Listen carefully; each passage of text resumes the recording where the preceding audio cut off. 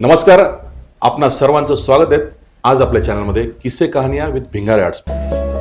किस्से कहानियां with Bhingare art. आज आपल्या सोबत आहेत प्रसिद्ध नाट्य दिग्दर्शक आणि नाट्यलेखक डॉक्टर आनंद भोसले सर. त्यांच्याशी आपण चर्चा करणार आहेत, त्यांच्याशी आपण गप्पा मारणार आहेत. सरांनी अनेक एकांकिका लिहिल्यात, अनेक लघुकथा लिहिल्यात, जवळपास 300 ते 350 लघुकथा त्यांनी लिहिल्यात, 80-85 एकांकिका त्यांनी लिहिल्यात.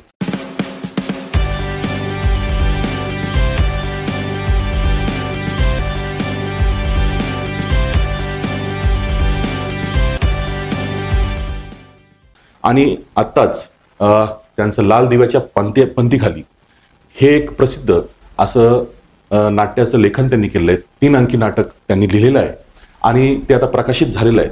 बरेचशे संस्था त्यांच्याशी संपर्क साधत आहेत आणि बरेचसे प्रयोग आता त्या नाटकाचे होणार आहेत. तर हे एक रहस्यमय नाटक आहेत आणि या नाटकासंदर्भात आपण डॉक्टर आनंद भोसले सरांशी आता चर्चा करणार आहोत. नमस्कार. नमस्कार सर. नमस्कार सर. तुमचं खूप खूप स्वागत आहे सर. धन्यवाद.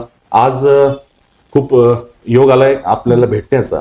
आणि सर्वप्रथम मला तुम्हाला असा प्रश्न विचारायचा सर की तुम्ही स्वतः प्राध्यापक आहात, डॉक्टर आहात आणि उच्च शिक्षित अशा प्राध्यापक असल्या कारणानं तुमचं जे क्षेत्र आहे तुम्ही कॉमर्स क्षेत्रामध्ये काम करतात, तिथल्या विद्यार्थ्यांना तुम्ही शिकवलंय. परंतु तुम्ही इतके सगळे लघुकथा लिहिल्यात, एकांकिका लिहिल्या आणि आता एक नाटक पण तुम्ही लिहिलंय, 3 अंकी नाटक लिहिलं. Yes sir. तर सर मला एक खूप प्रश्न पडलाय की तुमचं क्षेत्र कॉमर्स असताना तुम्ही या लेखनाच्या भानगडीत कसं काय पडला, काय सांगाल?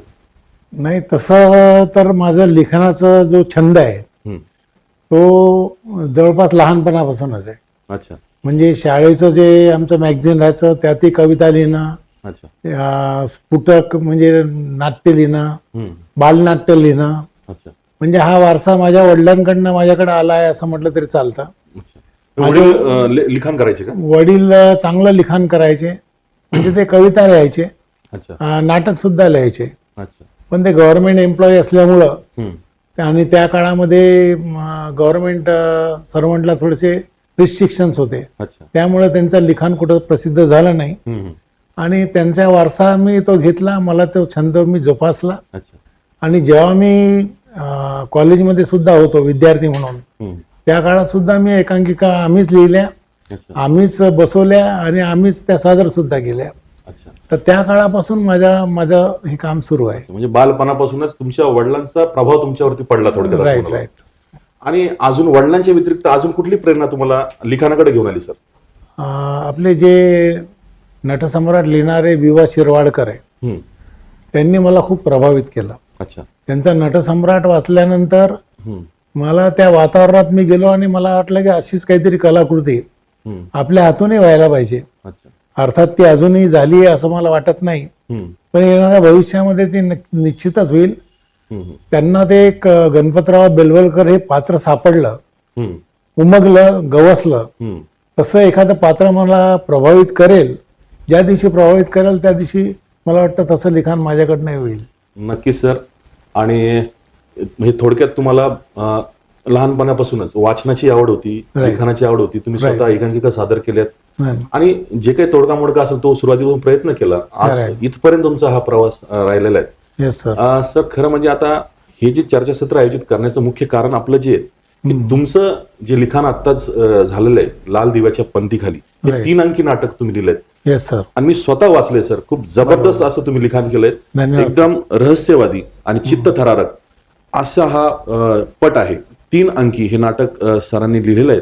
अतिशय रहस्यमयी आहेत, चित्तथरारक, सुंदर असं हे नाटक लिहिलंय. प्रेक्षकांना कायम खिळून ठेवणारे हे नाटक असणार आहेत. तर सर मला त्या नाटकासंदर्भात काही प्रश्न तुम्हाला विचारायचे.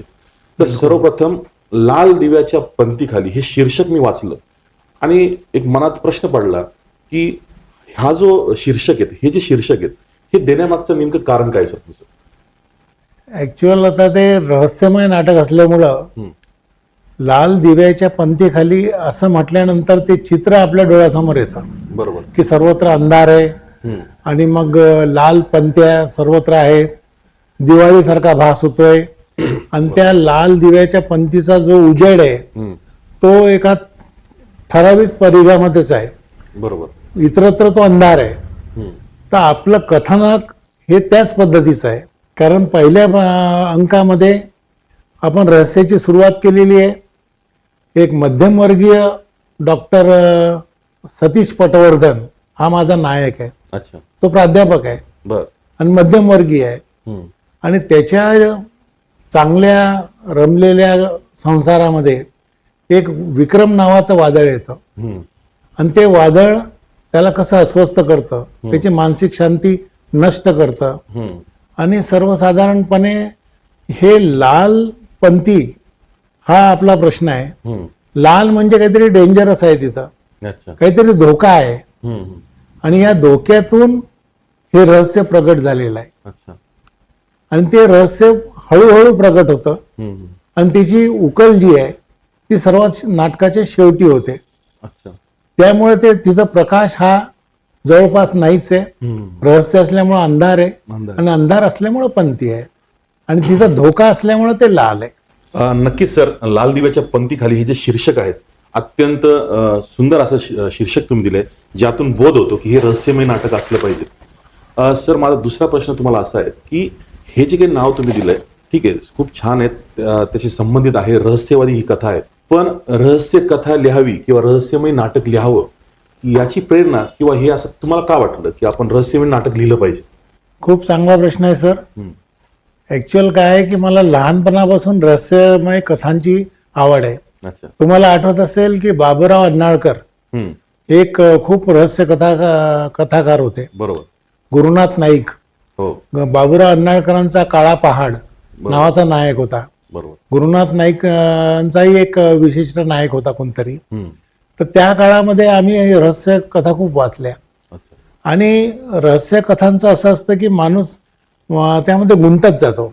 बरोबर. आणि गुंतल्यानंतर त्याच्या मनामध्ये एक उत्सुकता निर्माण होते, आता पुढं काय पुढं काय पुढं काय.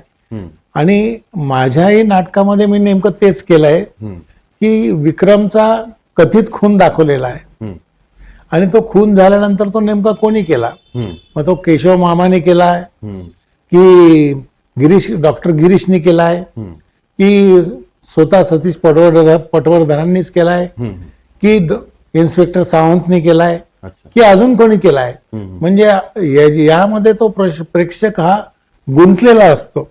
आणि त्याला गुंतून ठेवण्याची किमया साधण्याचं माता सरस्वतीने मला ते सामर्थ्य दिलंय असं मला नक्कीच वाटतं. आणि तुम्ही सुद्धा ते नाटक वाचलेलं आहे. हम्म. तर त्याबाबत मी कितपत यशस्वी झालो त्याबद्दल तुम्हीच मला चांगल्या पद्धतीने सांगू शकता.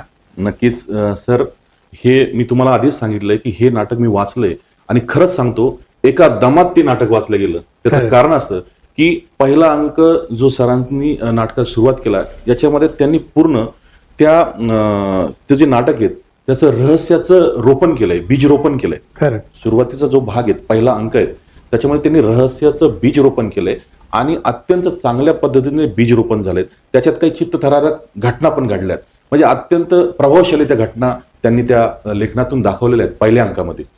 त्याच्यानंतर दुसरा अंक आहे, दुसऱ्या अंकामध्ये पहिल्या अंकात त्यांनी बीजारोपण केलंय, दुसऱ्या अंकात ती जे बीजरोपण आहे ते प्रत्यक्षपणे पुढे चाललेलं दिसतंय आपल्याला, पुढे घटनाक्रम वाढताना दिसतोय, काही नवीन ट्विस्ट त्याच्यामध्ये ते आलेले आहेत. आणि सगळ्यात शेवटी असा खळबळजनक हा रहस्याचा स्फोट होतो आणि आपण प्रेक्षक जे काही अपेक्षा करत होतो, जे काही त्यातून कथेतून आपल्याला काहीतरी असं भेटणार, हा व्यक्तीने खून केला असेल, याने असं केलं असेल असं आपल्याला वाटतं, परंतु घडतं वेगळंच. आणि हे जे काही वेगळं घडतं अत्यंत विस्फोटक आहे, अत्यंत खळबळजनक आहे. आणि हे सुंदर लिखाण सरांनी केलेलं आहे. नक्कीच ज्यावेळेस हे नाटक सादर होईल त्यावेळेस प्रत्येकाने हे नाटक बघितलं पाहिजे, असं हे रहस्यमय नाटक आहे. त्यामध्ये एक सामाजिक प्रश्न आपण घेतलेला आहे आणि तो सामाजिक प्रश्न आजच्या येणाऱ्या काळामध्ये कळीचा मुद्दा झालेला आहे. नक्कीच. जर आपण घेतलं की जसं अनाथ मुलांचा प्रश्न असेल, त्या मुलांना जसं त्याच्या नावातच लिहिलं की अनाथ आहे, तो अनाथ असल्यामुळं त्याचं पालकत्व स्वीकारायला कोणी तयार नाही, त्याच्यावर संस्कार करायला कोणी तयार नाही. अशा स्थितीमध्ये तो गुन्हेगारी प्रवृत्तीकडे जाईल, देशामध्ये गुन्ह्यांची संख्या वाढेल आणि सामाजिक स्वास्थ्य बिघडेल. तर ते त्यातून आपण काय काय अजून यापुढे आव्हानं तयार करणार आहोत हा एक फार मोठा प्रश्न मी या नाटकाच्या माध्यमातून सगळ्यात शेवटी मांडलेला आहे. नक्कीच सर, मी तेच बोलणार होतो आता की ही रहस्य कथा सुरू असताना यात एक सामाजिक संदेश सुद्धा तुम्ही रोपलाय, म्हणजे रोवलाय त्याच्यामध्ये. करेक्ट. आणि इतक्या चांगल्या पद्धतीने तो त्याच्यात मिसळला गेलाय की आजचा जो खूप मोठा प्रश्न आहे, जी की अनाथ मुलांसंदर्भात तुम्ही सांगितलं की अनाथ मुलं हे गुन्हेगारी प्रवृत्तीकडे वळल्या जातात. करेक्ट. आणि वळण्याचं कारण नेमकं कोण आहे? त्याचे नातेवाईक आहे की हा पूर्ण समाज आहे? हा प्रश्न तुम्ही त्या ठिकाणी उत्पन्न केलाय सर. Correct. आणि हा प्रश्न प्रेक्षकांना निरुत्तर नक्कीच करून जाईल. करेक्ट. अशा पद्धतीने तुम्ही ते ओलाय. तर ही किमया कशी साधली सर, तुम्ही काय सांगाल याबद्दल? नाही, हा प्रश्न माझ्या मनामध्ये बऱ्याच वर्षांपासून होता. आणि याला वाचा फोडायसाठी कला, साहित्य आणि संस्कृती या 3 गोष्टी आपल्या आहेत. जर आपण आपल्या भूतकाळामध्ये बघितलं तर दारूसारखा ज्वलंत प्रश्न आपल्या गडकरी साहेबांनी एकच प्यालामध्ये दाखवला. बरोबर. त्याच्यानंतर बालविवाह सारखा ज्वलंत प्रश्न त्या काळामध्ये देवलांनी आपल्या शारदा या नाटकाच्या माध्यमातून दाखवला. बरोबर. तर त्यांची तुलना मी माझ्याशी करत नाही, कारण ते फार ग्रेट नाट्य निर्माते लेखक होते. त्यांची माझी तुलना कुठंच होऊ शकत नाही. पण चालू काळात सुद्धा आपल्यासमोर फार मोठे मोठे आव्हान आहेत. म्हणजे अनाथ मुलांचा प्रश्न, स्त्रियांचं अस्तित्व, स्त्री शक्ती, हे सगळेजण आपण म्हणतो की स्त्री ही आपली आदी शक्ती आहे, आदी माता आहे. स्त्रीचं जागरण करायसाठी आपण नवरात्र करतो, पण सगळ्यात जास्त अत्याचार हा स्त्रियांवरच होतोय. आणि आजही आपली संस्कृती ही पुरुषप्रधान संस्कृती आहे. ठीक आहे, आपण आता पुरोगामी तत्व आपण स्वीकारलेलं आहे. आणि आता वडिलांच्या नावासोबत आईचं नाव सुद्धा आपल्या मार्कलिस्टवर आलेलं आहे. ही स्वागतार्ह गोष्ट आहे. पण तरीही स्त्रीला तिचं स्त्रीत्व जपावं लागतं. विशेषतः लग्नाच्या अगोदर तिला खूप दक्ष राहावं लागतं. बरोबर.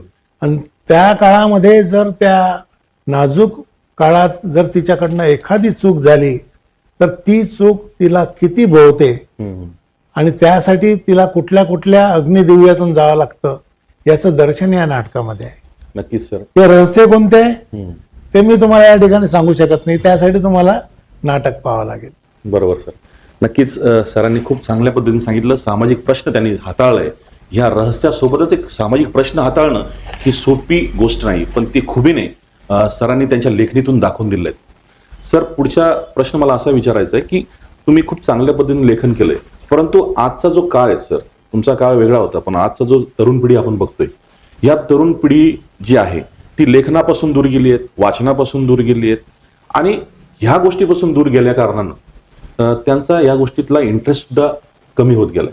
करेक्ट. तर या गोष्टीकडे तुम्ही कोणत्या नजरेने पाहतात, कसं बघता सर? नाही सर, आता आपण जर या गोष्टीला सकारात्मकरित्या जर घेतलं तर मला वाटतं की आपल्या घड्याळामध्ये सर 12 वाजल्यानंतर 13 वाजत नाहीत, 12 नंतर 1च वाजतो. त्या पद्धतीने आपण अतिउच्च स्तरावर पोहोचलो. आपले मुलं वाचत नाही आहेत, मुलं महाविद्यालयात सुद्धा येत नाही आहे सर, अशी स्थिती सध्या आलेली आहे. बरोबर. आणि चंगळवाद, मोबाईल इकडं आपण जास्तीत जास्त आपली तरुण पिढी चाललेली आहे. पण हे निश्चितच आपला देश, आपल्या देशाची पार्श्वभूमी ही संतांची आहे, संत विचारांची आहे, अध्यात्माची आहे. त्यामुळं मला विश्वास आहे की आपली ही जी तरुण पिढी आहे ती योग्य मार्गाने निश्चितच आपल्या जुन्या वळणावर आपण जाऊ. जर आपण आपल्या वेशभूषा बघितल्या तर मागच्या 40 वर्षापूर्वी स्त्रियांची जी वेशभूषा होती सर, ती आता तुम्ही ऑब्झर्व करा, आता परत तीच वेशभूषा येते. बरोबर. मग जर वेशभूषा 40 वर्षानंतर रिपीट होत असेल तर आपली वाचनाची प्रवृत्ती, जे स्वामी विवेकानंदांचे विचार असतील, स्वामी रामदासांचे विचार असतील किंवा थोर मोठ्यांचे विचार असतील, त्यांचे पुस्तकं पुन्हा वाचले जातील, त्यांच्या चरित्रावर जीवनचरित्रावर आधारित नाटक असतील, एकांकिका असतील, सिनेमा असतील, ते पुन्हा चालतील.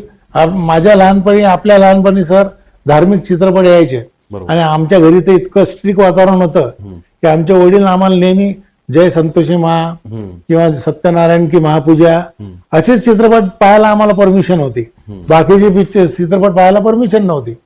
पण ते धार्मिक चित्रपट त्यावेळेस खूप गाजले आणि अजूनही त्या चित्रपटांची गोडी आहे. तर मला असं वाटतं, हे आपला पॉडकास्ट जर एखादा मराठी किंवा हिंदी चित्रपट निर्माता पाहत असेल तर माझं त्याला आव्हान आहे की त्यांनी एखादा धार्मिक चित्रपट सध्या निर्माण करावा. 100% तो चालेल सर. कारण आपण 12 वाजल्यानंतर एकच वाजतो, 13 वाजत नाही. रेल्वेचे घड्याळ सोडून आपल्या रुटीन घड्याळांबद्दल मी बोलतोय. त्यामुळं आपण आशावादी राहायला हरकत नाही. आपली पिढी खूप चांगली आहे. आपल्या डॉक्टर अब्दुल कलाम सरांनी सांगितलं होतं की 2020 मध्ये किंवा 2020 नंतर भारत हे महासत्ता होईल. कारण सगळ्यात तरुण आपल्या भारतामध्ये राहतील. सगळ्या जगाच्या पाठीवर जितके देश आहेत, सर्व देशांपेक्षा तरुण लोकसंख्या आपल्या भारताची राहील. त्यामुळं भारत हा महासत्ता होईल हे एक स्वप्न आपल्या माजी राष्ट्रपती अब्दुल कलाम सरांनी बघितलं होतं. मला वाटतं तेच स्वप्न आपण सुद्धा बघायला काही हरकत नाही. बी पॉझिटिव्ह. नक्की सर, या प्रश्नाला अत्यंत पॉझिटिव्ह पद्धतीने तुम्ही घेतलंय आणि कशा पद्धतीने ही गोष्ट सकारात्मक पद्धतीने तरुण वर्ग पुन्हा वाचनाकडे कसा येईल हे सरांनी खूप सुबकपणे, खूप चांगल्या पद्धतीने सांगितलं. नक्कीच सर, तुम्ही जे काही या ठिकाणी आशावाद निर्माण केलेला आहे तो नक्कीच आपल्या समोर येत्या काळामध्ये दिसेलच. या नाटकाच्या शेवटी मी जो एंड दाखवलेला आहे तो रहस्य मी उलगडणार नाही, पण त्याच्यामध्ये मी एक मोठा सामाजिक संदेश देण्याचा प्रयत्न केलेला आहे की जो एखादा गुन्हेगार असेल त्या गुन्हेगाराचं पालकत्व स्वीकारायला आपला नाटकाचा जो नायक आहे डॉक्टर सतीश पटवर्धन, तो त्याचं पालकत्व स्वीकारायला तयार होतो. तो स्वतःचं नाव वडील म्हणून त्याला द्यायला तयार होतो.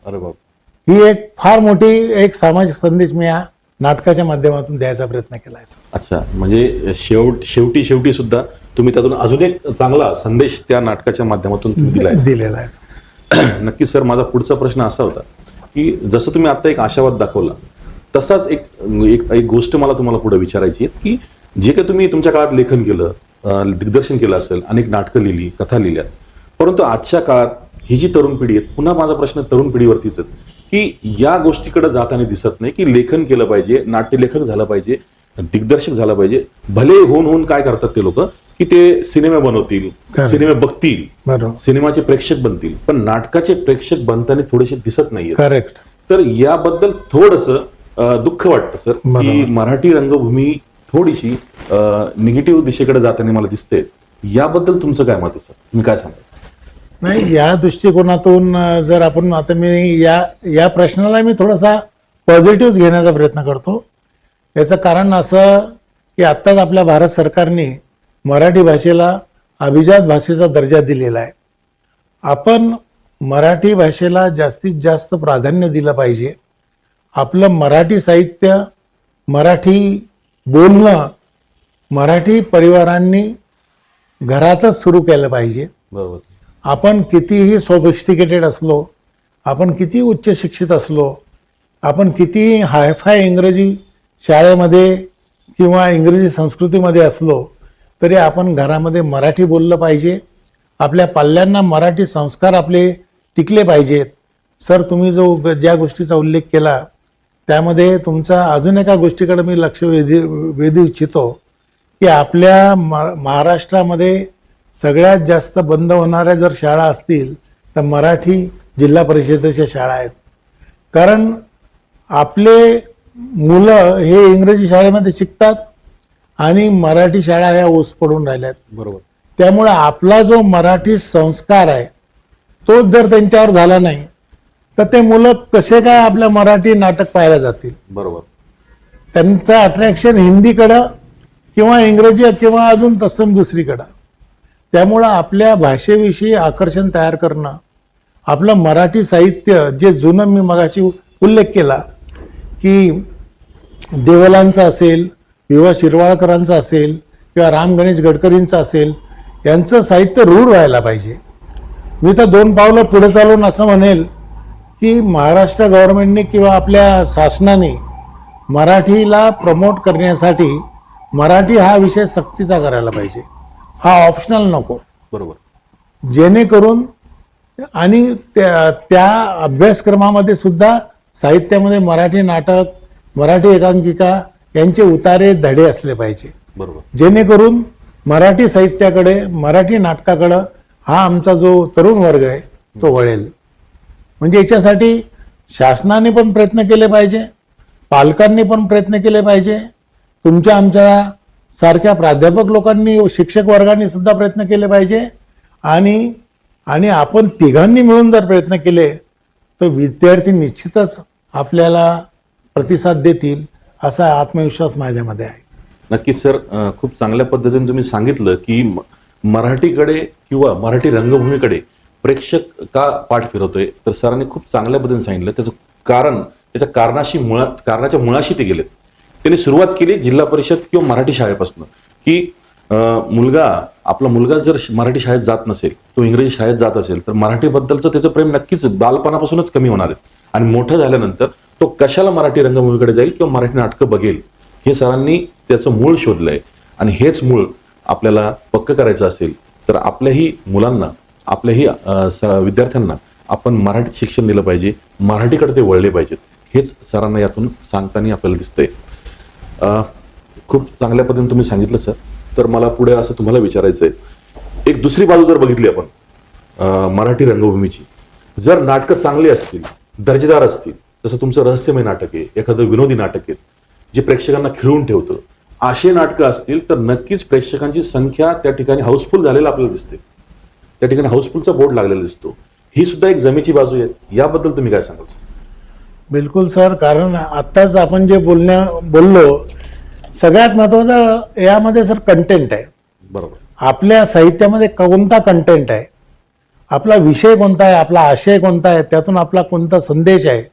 कारण प्रेक्षकांना नेमकं काय पाहिजे त्याची नाडी जर आपण ओळखली आणि पाहिजे मागणी तसा पुरवठा केला तर निश्चितपणे आपल्यालाही प्रेक्षक वर्ग लाभतो. बरोबर. आता मला वाटतं 2016ला जो नागराज मंजुळेंचा चित्रपट आला सैराट, बरोबर, नाव त्याचं सैराट होतं. आणि त्या चित्रपटाचा ज्या पद्धतीने त्या चित्रपटाची गाणी होते, कथानक होतं, पहिल्यांदा असं वाटलं की ती उथळ आहे. पण त्या चित्रपटाचा शेवट त्याने ज्या पद्धतीने केला आणि सगळ्यात सर अंगावर शहारे आणणारा की ते रक्तातून ते लहान पोरग चालत जातं, म्हणजे भविष्यामध्ये काय वाढून ठेवलेलं आहे याचा एक सूचक इशारा त्या दिग्दर्शकांनी दिला. आणि मराठी चित्रपटांना एक नव संजीवनी दिली. एवढा सुपर डुपर हिट तो चित्रपट झाला. म्हणजे ऍक्च्युअल तसं पाहायला गेलं तर कथानक उथळ होतं, पण चांगलं गाणे आणि त्या चित्रपटाचा शेवट आणि त्यातले काही काही गोष्टी खूपच चांगल्या पद्धतीने त्यांनी दाखवल्या. तर तुमच्या चित्रपटामध्ये जर कंटेंट असेल, तुमच्या नाटकामध्ये जर कंटेंट असेल तर प्रेक्षकांना त्या गोष्टी आवडतात. म्हणजे सर्वच काही आवडत नाही अशातला भाग नाही आहे. जसं तुम्ही आणि आम्ही प्राध्यापक आहोत, आपण एकच विषय पूर्ण वर्षभर किंवा आता सेमिस्टरमध्ये 2-2 वेळा आपण एक विषय 2दा शिकवतो. पण आपल्या शिकवण्यात जर दम असेल तर वर्गामध्ये बसायला सुद्धा जागा नसते. बरोबर. आणि आपलं शिकवणं जर समजा थोडा 19-20 असेल तर वर्गात मुलं प्राचार्याला जबरदस्ती आणून बसवावं लागतात. या दोन्ही गोष्टी आहेत. बरोबर. तर तुमच्या चित्रपटाचा किंवा तुमच्या नाटकाचा किंवा तुमच्या एकांकिकेचा किंवा तुमच्या साहित्य प्रकाराचा जो आशय आणि विषय आहे तो कसा आहे, तो किती प्रभावी पद्धतीने लिहिला गेलेला आहे, दाखवलेला गेलेला आहे, त्या पद्धतीने जास्तीत जास्त प्रेक्षक त्याला आकृष्ट होतो. आजही चांगली कलाकृती चालते आणि माणसाने नेहमी आशावादीच राहायला पाहिजे, कारण आशा हे जीवन आहे आणि जीवन हीच एक आशा आहे. बरोबर. असं नक्कीच मला सर, वाटतं. खूप चांगल्या पद्धतीने तुम्ही ही गोष्ट आम्हाला समजून सांगितली की कसं कुठल्याही कथानकामध्ये किंवा कुठल्याही नाटकामध्ये किंवा कुठल्याही सिनेमामध्ये कथानकाला किती महत्व आहे किंवा त्यातल्या कंटेंटला, तुम्ही हा शब्द वापरला, बरोबर. कंटेंट किती महत्वाचं आहे, कंटेंट प्रेक्षकांना आपल्या किती जवळचं वाटतं, आपल्याशी एकरूप झालेलं वाटतं, हेच सरांना सांगायचं आहे. आणि म्हणूनच चांगले कंटेंट आपण दिले पाहिजे, तरच प्रेक्षक हा मराठीकडे आकर्षित होणार आहेत, मराठी रंगभूमी पुढे जाणार आहेत. सर, याच्यामध्ये एक गोष्ट मी ऍड करतो. तुम्ही सुपरस्टार अमिताभ बच्चन याच्या भूमिका असलेले चित्रपट आठवा, म्हणजे तो दीवार मधला लेबर असेल, काला पत्थर मधला मजूर असेल, किंवा डॉन मधला स्मगलर असेल, किंवा तो खेडूत असेल. अमिताभ बच्चननी नेहमी खाली जो मजूर आहे त्याचंच प्रतिनिधित्व करायचा प्रयत्न केला. बरोबर. म्हणजे प्रेक्षकांना असं वाटायला पाहिजे की मी सुद्धा अमिताभ बच्चनच आहे, म्हणजे या चित्रपटाचा नायक मीच आहे. मीच आहे. या पद्धतीने म्हणजे तो त्याने त्या प्रेक्षकांना इन्व्हॉल्व करून घेतलं. बरोबर. आणि मजूर आपल्या देशामध्ये जास्त आहे आणि त्यांच्याच भरोश्यावर त्याचे चित्रपट चालत गेले आणि तो सुपरस्टार झाला. म्हणजे सर्वसामान्य सर्वसामान्य जर आपण बनून राहिलो तर आपल्याला यश हे निश्चित मिळते. आपण जर अंबानी किंवा आपले टाटा बिर्ला सारखं जर आपण जीवनशैली अंगीकारली तर आपल्याला तेवढा प्रतिसाद मिळणार नाही. प्रसिद्ध नाट्य लेखक डॉक्टर आनंद भोसले सर यांच्याशी आपण आता चर्चा करत होतो. डॉक्टर आनंद भोसले सरांनी अनेक एकांकिका, अनेक नाटकं लिहिलीत आणि हे सुद्धा जे नाटक त्यांनी आता लिहिलंय, लाल दिव्याच्या पंथीखाली, हे नाटकासाठी जी स्क्रिप्ट सरांनी लिहिलीत, त्या स्क्रिप्टच्या मागणी आता वाढतीयेत आणि त्या संदर्भात सर आपल्याला काही आव्हान करू इच्छितात. सर, आपण प्रेक्षकांना काय आव्हान करणार? नमस्कार मंडळी. माझ्या लाल दिव्याच्या पंथीखाली या नाटकाला चांगल्या पद्धतीचा प्रतिसाद मिळतो आहे. बऱ्याच जणांनी नाटकाच्या स्क्रिप्टची मागणी केलेली आहे, पण तरीही आपणापैकी कोणाला हे नाटक बघायचं असेल, त्याचा प्रयोग करायचा असेल आपल्या नाट्यसंस्थेद्वारा, तर आपण मी खाली देत असलेल्या नंबरवर जरूर संपर्क करा. आपल्याला निश्चितपणे स्क्रिप्ट मी पाठवून देईल आणि आपल्या परफॉर्मन्सनुसार आपल्याला त्याची परवानगीसुद्धा देईल. यामध्ये आपल्याला या नाटकाला DRM नंबरसुद्धा मिळालेला आहे, जे महाराष्ट्र शासनाचं महाराष्ट्र राज्य प्रयोग महानिरीक्षण महामंडळ जे आहे, सेन्सॉर बोर्ड जे आहे, ते सेन्सॉरचं सर्टिफिकेट आपल्या या नाटकाला मिळालेलं आहे. याची सर्वांनी या ठिकाणी नोंद घ्यावी. नक्कीच. धन्यवाद सर. तर सर, आपण या ठिकाणी मला बोलवून आपल्याची हितगुज करायची जी संधी दिली, प्रेक्षकांची हितगुज करायची जी संधी दिली, त्याबद्दल मी आपलं आभार व्यक्त करतो आणि असंच सहकार्य भविष्यात सुद्धा मिळावं ही अपेक्षा व्यक्त करतो. नक्कीच. नमस्कार सर. सर, तुम्ही सुद्धा या ठिकाणी आमच्या विनंतीला मान देऊन या ठिकाणी आलात आणि आमच्या प्रेक्षकांना नाटकासंदर्भात जे काही तुमचे विचार आहेत ते सांगितले आणि तुमच्या लाल दिव्याच्या पंथीखाली ह्या ज्या रहस्यमय नाटकाच्या विषयी सुद्धा तुम्ही बऱ्याचशा गोष्टी सांगितल्या आणि अत्यंत रहस्यमयी असं हे नाटक आपण लिहिलं, प्रेक्षकांना खेळून ठेवणारं नाटक लिहिलं, त्याबद्दल सुद्धा एक प्रेक्षक म्हणून मी तुमचं आभार व्यक्त करतो. नमस्कार. धन्यवाद सर.